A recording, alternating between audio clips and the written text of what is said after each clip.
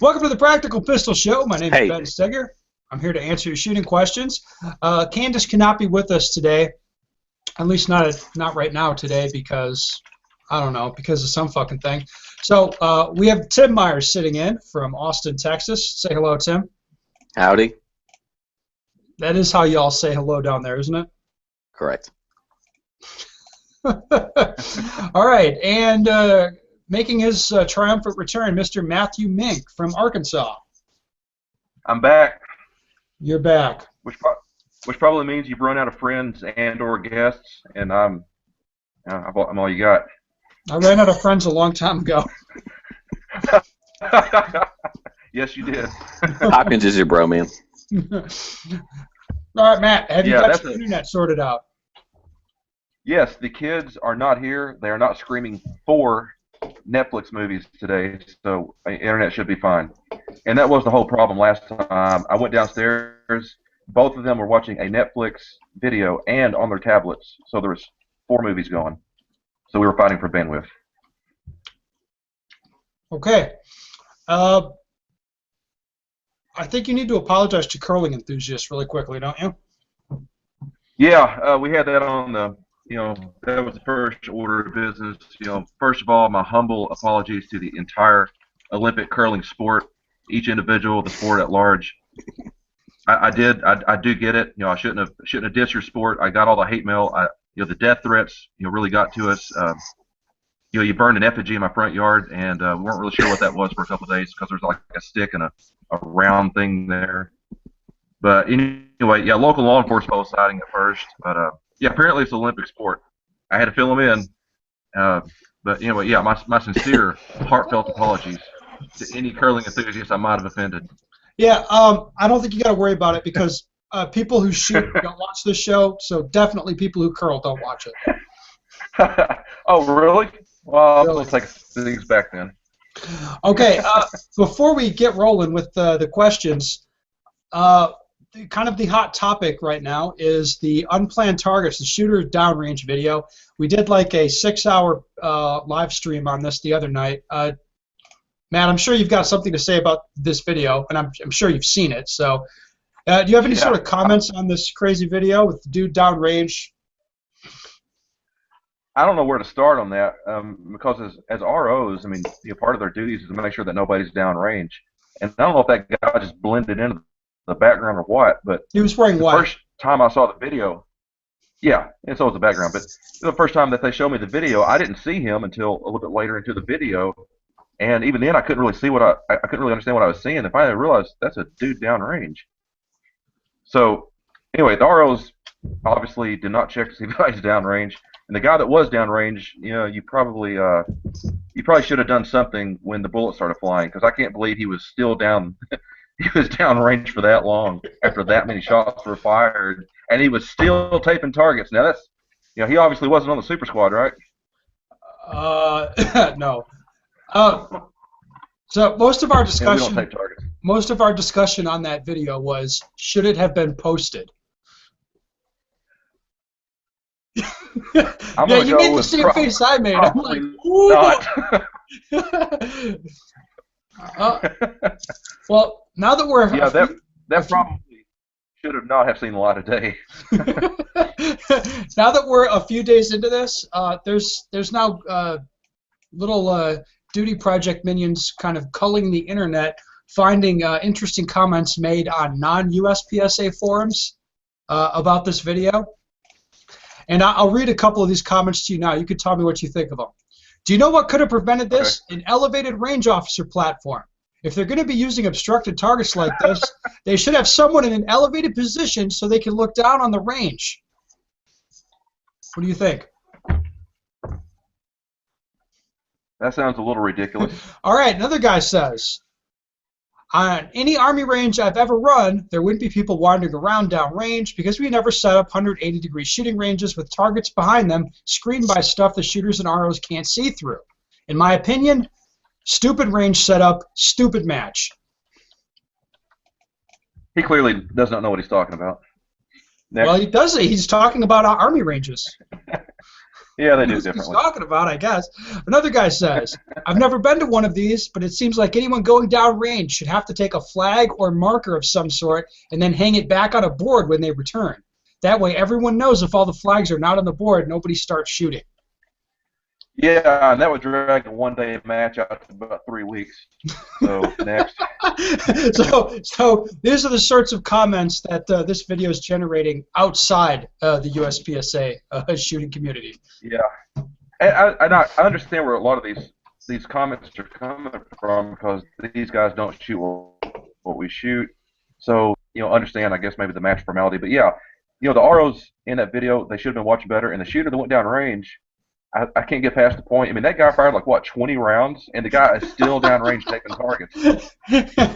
That's dedication. I mean, he's wanting to reset that stage. More power to you. But I've been down range when they've loaded and made ready, and the first thing you do is start screaming your head off.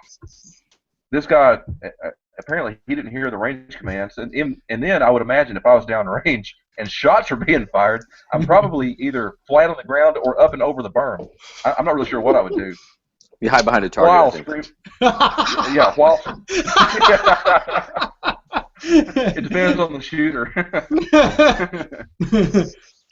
Oh my God. But yeah, it's like the shooter in the video was oblivious. He had no idea somebody was coming down range and making more holes in the target. I guess he thought he'd loop back around and start all over with a taping procedure. I don't know. Okay, Tim, we put out a feeler on Facebook that Mr. Matt Mink is going to be here, so let's do some questions. Let's talk about some stuff. Okay, first off, Matt, did you see the proposed weight change for production? I'm guessing, not seen that. based on the amount of time you spend online, I would have guessed you hadn't seen this. So let me bring you up to speed then. This is just, it's in the last 24 hours, but of course we're going to air this on a delay, people, so this is all new to us right now, but in a few days when you see it, it won't have been as new. What a proposal before the board is to sort of fix production division. Again? Yes, to fix production division because it's all fucked up and nobody wants to shoot it anymore. Instead of having the weight limit be within 2 ounces of factory spec. So if you got a 44-ounce stock 2, it's got to weigh between 42 and 46 ounces. That's what the rule is now. They're just going to say, okay, 54 ounces is the cap. Right? Your gun can't weigh more than 50. I think 54 ounces was the number. Okay? So if you got a Glock, you do whatever you want to it so long as it doesn't weigh more than 54 ounces when you're done with it. You can add 20 ounces to a Glock. You can add a pound and a quarter to it. You just tape 2 Glock 34s together, I think, right?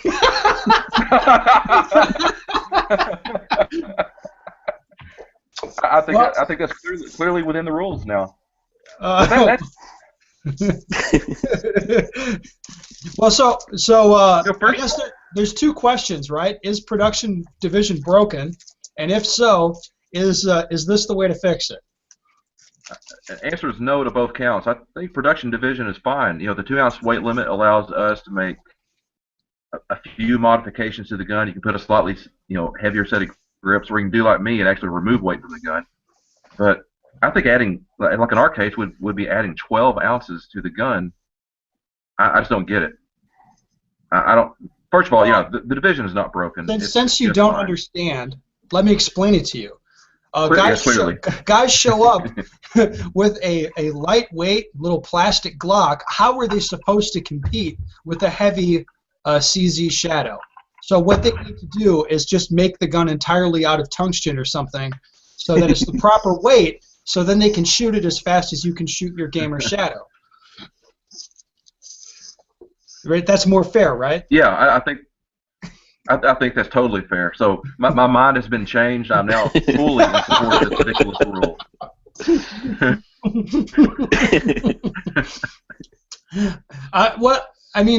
I guess for me, what's really interesting about this is if you kind of rewind the clock to when I started shooting production, you were an idiot if you were shooting, like I was shooting a Beretta, and it's like, well, you're shooting a double action, double single gun, and and it's such a disadvantage to shoot that gun, and that gun can't be competitive in production.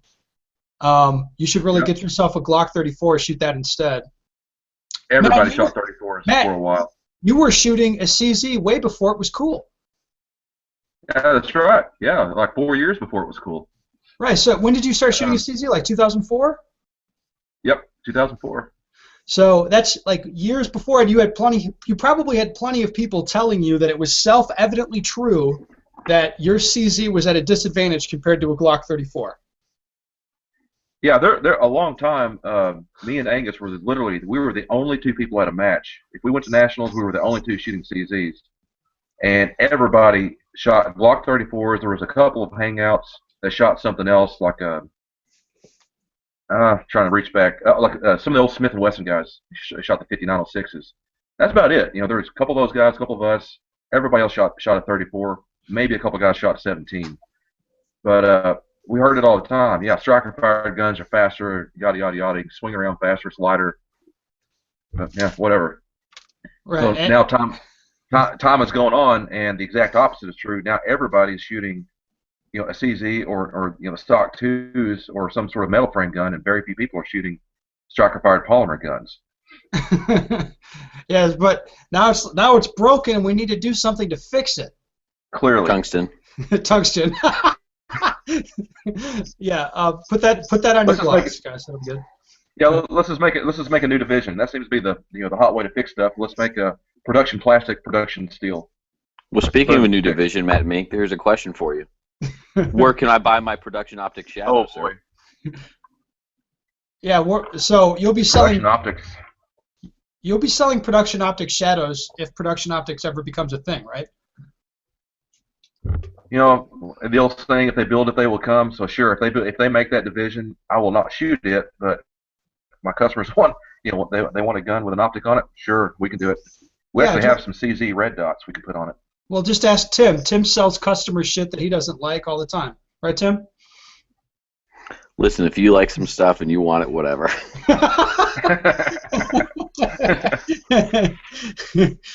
That is excellent. All right, Tim, let's hit another question. Okay, let me combine these two. So what is the worst thing about our sport, and what can be done to fix it, and what is the best thing about our sport, and is there any way to make it better? Ooh, that's not a loaded question, is it? Okay, the best thing about the sport, I'm going to tackle that one first. I think the best thing about the sport is what you put in it, you get out of it. If you try to be the best at some point, if you train right, you probably, you at least you have a shot at it. Just seeing all your buddies hanging around, that's been a high point of my life for years. So I guess just the general camaraderie of seeing your buddies at the range, that's awesome. The training aspect, recognizing holes in your game and trying to make it better, that's a high point for me. I enjoy all of these things. Yeah, exactly. I mean, so does Bob, so does Dave, so does everybody else, and we're all kind of wired the same. Worst thing about the sport? Where do you pick from? Yeah, where do you start? It's probably not a political way to approach the question without offending anybody, but yeah. So maybe I won't exactly go there, but no. Some of the please, I'll back you up. I know exactly. Yeah, this is exactly what you guys want, but some of the things that's happened over the sport in the last 3 or 4 years. I mean, it has no place in USPSA or shooting in general. Shooting should be shooting. It's all about shooting, getting better, trying to do your best. Going for the titles, not these fake titles, not all the things that shooting is not. That's all right. It just sickens me to see people out there trying to make it something that's not. All right. So and yes, I am skating around this question like a politician. Yeah, no. On roller skates. Well, my only follow-up would be when you say all this stuff that's happened the last 3 or 4 years. What could you give a couple examples? I would prefer not. All right. So we'll let people guess at what you're let's talking about. let's put it this way. There's a certain website out there. It's a something project affiliation with it. You could probably go on there and just search some random topics, and that's probably what I'm talking about. Well, a lot of people would say, that sort of stuff that's gone on the last 3 or 4 years has gone on for a long time. It just gets publicized more now. That could be age of the internet and all that. Yeah, I mean, look at the video that we were just talking about with this guy wandering around downrange getting shot at. If that had happened in the 90s, we would have never heard about it. You wouldn't have heard about it. It wouldn't have been on video. But now, right. Pretty much everything that happens in a match is going to be on video. So yeah, it's kind of as a follow-up to that. Did anybody ID that range? Do we know where that happened at? Yeah, the people know what range it happened at. I don't remember the name of the range, but yeah, I think the range even released a statement about it. They did. Yeah. Oh wow.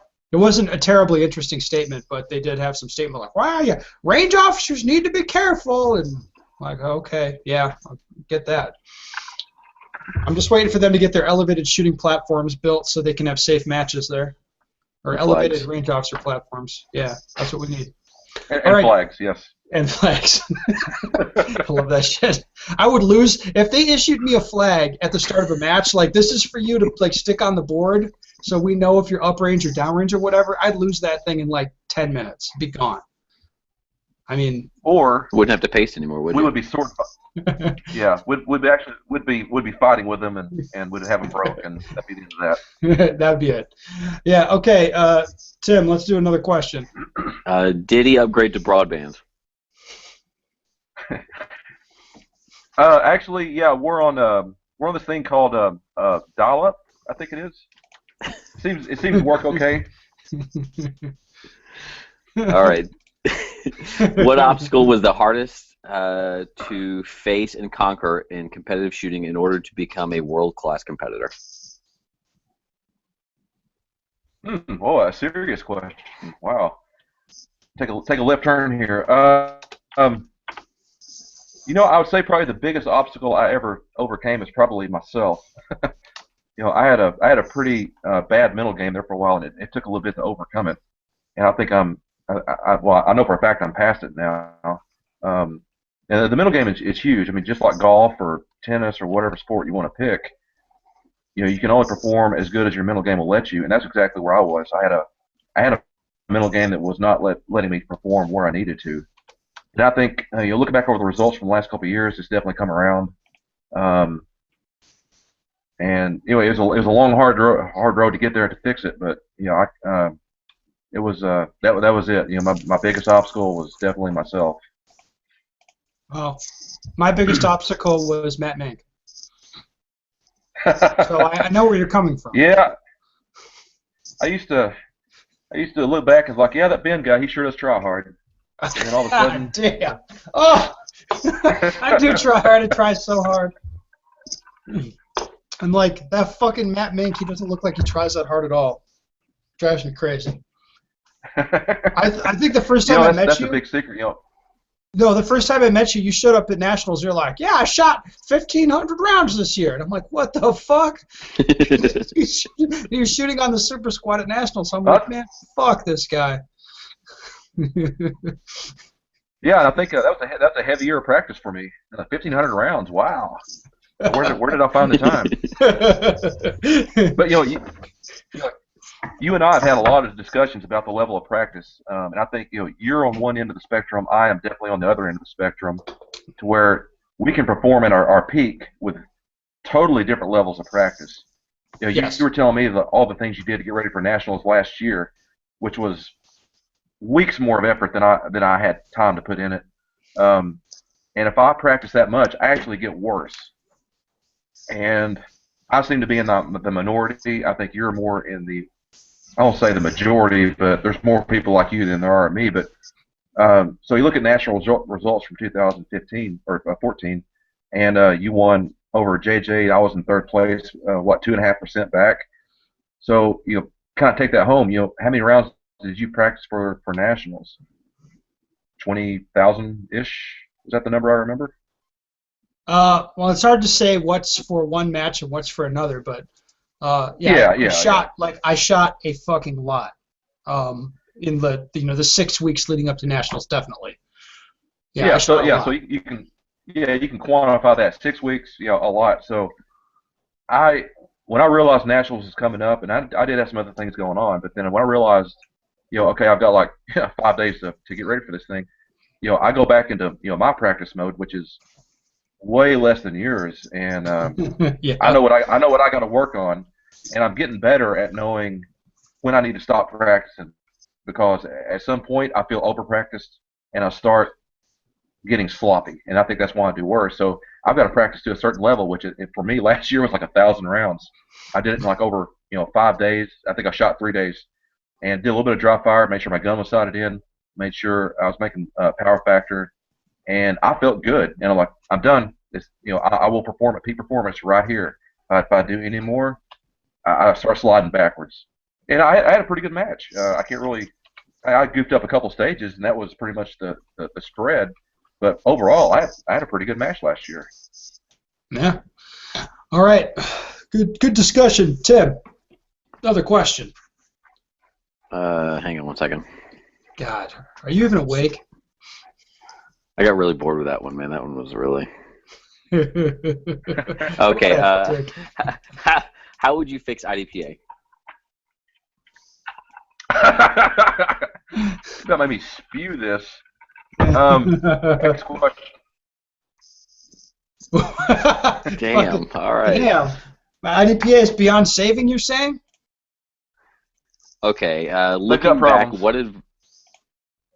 All right. Yeah. Go ahead, Tim. Okay. Looking back, what advice does he wish he had when he was a beginner, and that would have made a big difference in development?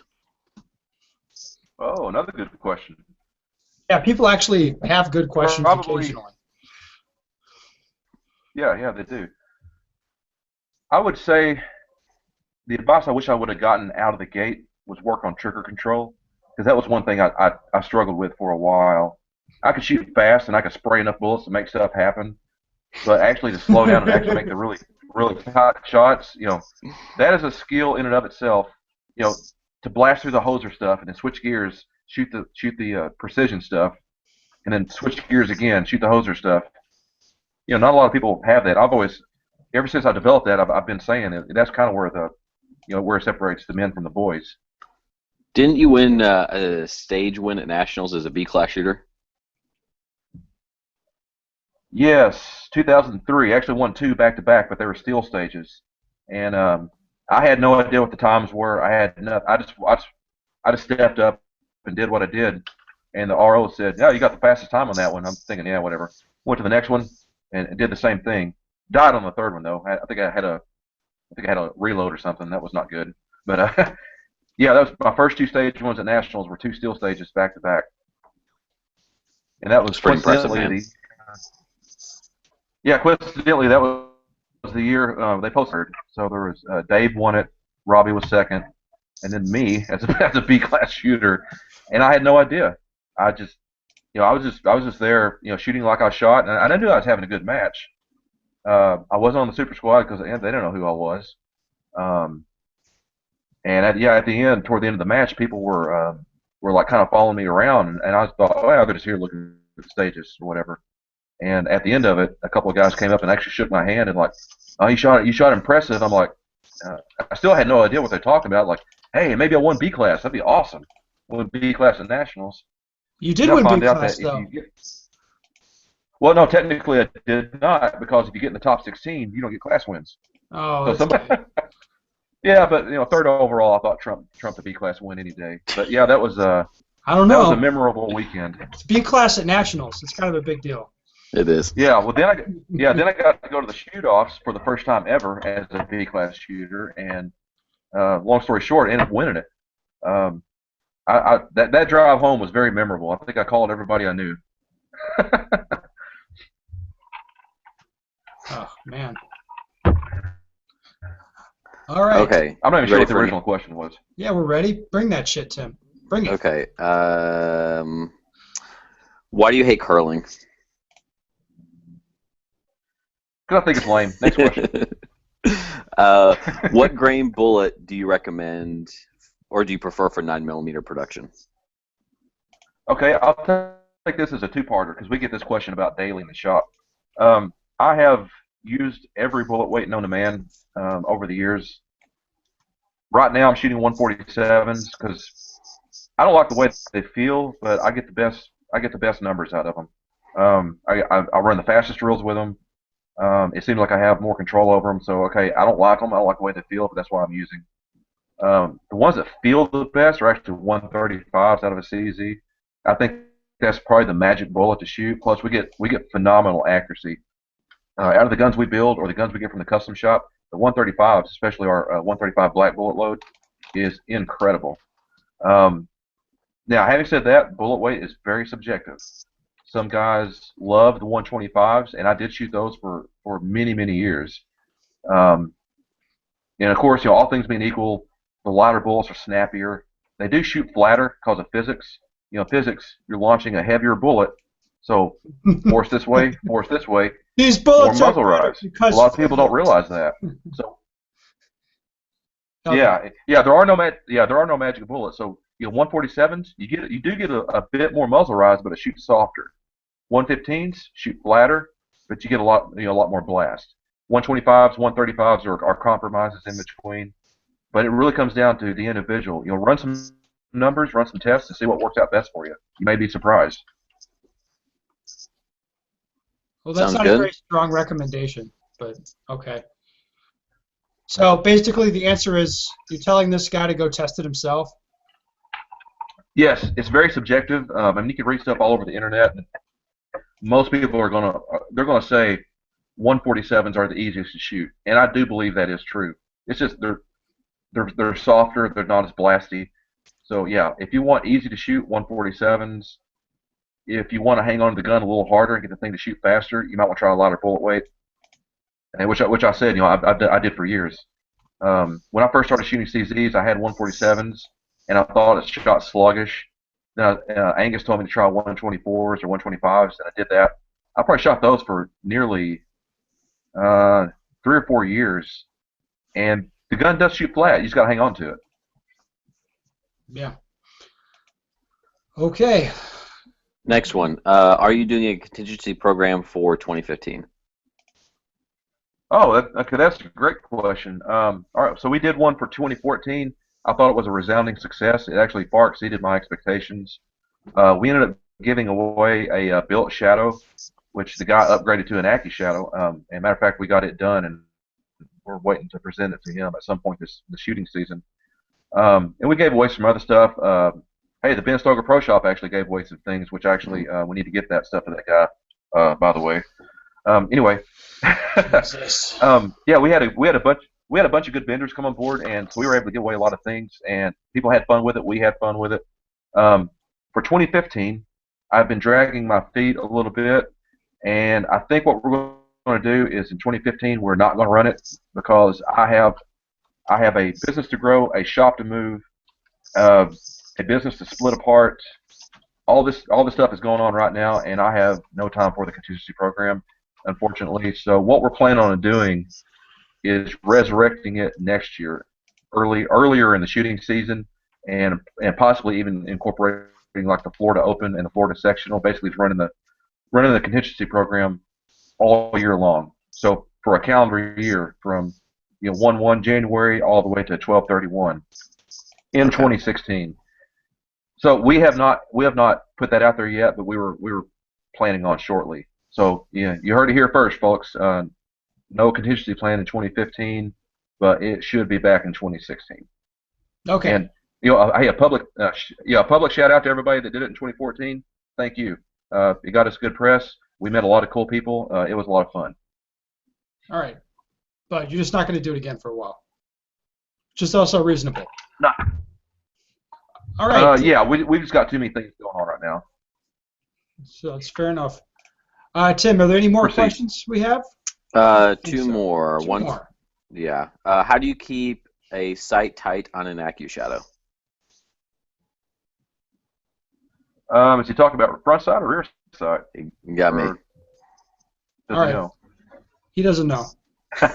It depends on if Okay, you're pointing it at yourself or someone else, like which one's which. Yeah. So if you're all right, let's pretend he's talking about the front sight. Okay. Some of the front sights do shoot loose, and they've been the Dawson sights. I think Dawson changed their dovetail dimensions. We have been peening the sight, peening the dovetail, and putting red Loctite in it, and getting the sight in there, and it stays put. If he's talking about the rear sight, we've seen less rear sights shoot loose, and we have had a couple. Matter of fact, we just fixed one a couple days ago. But we do the same thing. We'll peen the bottom of the dovetail, peen the dovetail itself if needed, and put some red Loctite in it, put it in place, and it never moves again. So fucking Loctite. Yeah, but you got to create some interference with the dovetail because there's slop in there. So if you peen and peen, it'll create some interference, and Okay. it should work. You can't see it, so it's still production legal. It sounds good to me. All right, Tim, the final question for Mr. Mink. Okay. As a person going to their first nationals, what should you expect? Is there any particular skill that one should put a little extra practice into, or just stick with regular dry fire and live practice? P.S. Curling is awesome.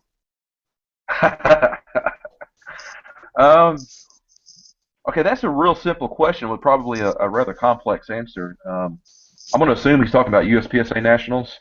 Yeah, I would assume so. To prepare for that, Yes. to prepare for that, it really depends on a few factors. Like I know, Ben and I, we're shooting it in 2 days, and there's going to be a lot of stages in 2 days. So you might want to physically prepare for that because at the end of that second day, it's probably going to be kind of a long day. Whereas if you spread it out in 3 or 4 days, you've got more downtime, more rest, etc. And that makes a difference on the physical matches. Like there's a lot of up and down ports and stairs, jumping, this, that, and the other. You might want to get a little more physically, able to do that. If you're in great physical shape, hey, more power to you. As far as the shooting aspect goes, this year's nationals for us is going to be at Barry, Illinois.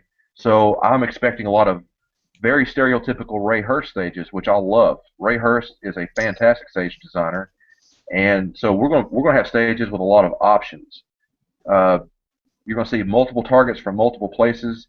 There's going to be multiple ways to run the stage. I mean, even physically, you can run this way or you can run this way and see the target engagements differently.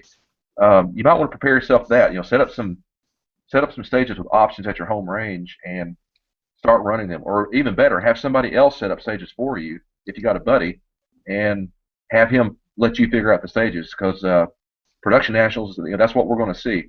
And like I said, I love Ray Hurst's stages. I think he's got some of the best stages in the nation. The options he gives us, the target difficulty mixed with the close stuff, the far stuff. That's another thing to practice. Practice your distance change-ups. All that rolled into one. There's a lot of stuff going on at national, so there's a lot of stuff to practice and get good at. Yes, I'm excited to have it there. I think that'll be a really good venue, honestly, because of the flavor of the stages. I think it should be good. Yeah, I like Barry a lot. The ranges are they're nice and kind of spread out. I mean the bugs are kind of nasty there, so bring bug spray. But other than that, I mean I can hours taking the back roads there. I love it. The only other better place for me is Tulsa. So if we have nationals at Tulsa and Barry, I'm happy. All right, excellent. Matt, thank you for joining us on this. I'm going to You're welcome. eject you on out of here. Yes, this will air in a few days, so hopefully it ends up being a good thing for you. Yeah, all right, later. Thanks all. Thank you, Matt. Thanks. Tim, thank you for sitting in for producer Candace. Roger.